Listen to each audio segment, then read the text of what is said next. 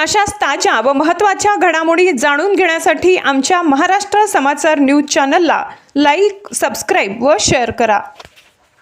नमस्कार, मी मेधा श्यामसुंदर नाईक.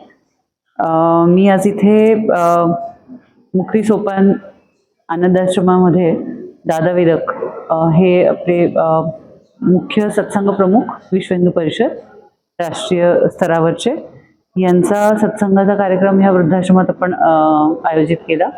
त्याच्यामध्ये असं होतं की श्यामसुंदर नाईक, स्वर्गीय श्यामसुंदर नाईक हे माझे बाबा वडील, त्यांनी ह्या वृद्धाश्रमाला वाढवण्यामध्ये खूप मदत केली. तर त्यांच्या स्मृतीप्रित्यर्थ आज असं होतं की परत त्या सगळ्या वृद्ध किंवा सगळे जे इथले लोक आहेत आत्ता राहत आहेत त्यांना एक आनंदाचा क्षण द्यावा म्हणून त्याच्या निमित्ताने आपण सत्संगाचा कार्यक्रम आयोजित करण्यात आला.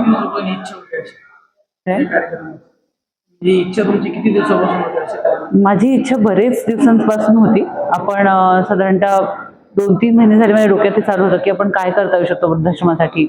22 तारखेला जेव्हा हे स्मृतिदिन होता त्या दिवशी आपण सगळ्या वृद्धांसोबत जेवण पण केलं होतं त्यांच्यासाठी. तेव्हापासून चालूच होतं मनामध्ये की काहीतरी असं करता येईल ज्यांनी त्यांना एक थोडे 2 तास छान आनंदात घालवता येतील, त्यांना सत्संग मिळावा ही एक इच्छा होती. त्याच्यासाठी आपण हा कार्यक्रम त्यांची आठवण राहावी ह्या सगळ्यांना, कारण ते 10 वर्ष इथे त्यांचं अध्यक्ष म्हणून त्यांनी त्याचं काम केलं, बरंच हे वाढवण्याचं काम केलं. त्याच्या साठी आपण वृद्धांसाठी आहे. माझं नाव मेधा श्यामसुंदर नाईक.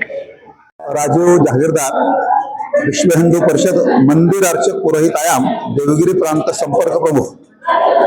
आज कैलासवासी शामराव नाईकांचा 2य स्मरण दिन आहे. कैलासवासी बाळासाहेब नाईक आणि शामराव नाईक ही राम लक्ष्मणाची जोडी.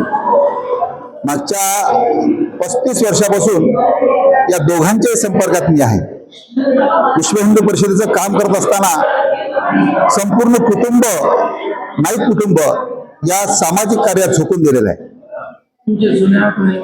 या जुन्या आठवणीमध्ये प्रामुख्याने जर सांगायचं झालं तर बाळासाहेब नाईकांबरोबर तर भरपूर काम केलेलंच आहे, पण प्रामुख्याने शामराव नाईकांबरोबर संभाजीनगर शहरामध्ये जिथं जिथं कुठे कार्यक्रम असेल, मग नाईक परिवाराने जे जे कार्यक्रम ठेवले, मग तो 61चा असेल, बाळासाहेबांच्या 75चा असेल, तर हा कार्यक्रम करत असताना समाजामध्ये ज्या लोकांना सामाजिक काम करणाऱ्या लोकांना 61 झालेली आहे, ज्यांची 75 झालेली आहे, त्या लोकांना देखील सोबत घेऊन त्यांची 61 आणि 75 साजरी करण्याचं जे काही काम आहे ते बाळासाहेबांनी केलं. आणि एकूणच सामाजिक कार्यामध्ये अत्यंत चिकाटीने काम करणारं कुटुंब असं ज्यांना म्हणता येईल. आणीबाणीच्या काळामध्ये आपण पाहतो की या कुटुंबामुळं, अशा पद्धतीच्या नाईक कुटुंबामुळेच हा जो आहे संघ टिकला. कारण अनेक प्रमुख लोक जेलमध्ये होते, पण नाईक कुटुंबासारखी मंडळी या देशात आहेत आणि म्हणूनच संघ अत्यंत उत्तम पद्धतीने चालू आहे. त्यामुळं या प्रसंगी शामराव नाईकांना विनम्र श्रद्धांजली अर्पण करतो.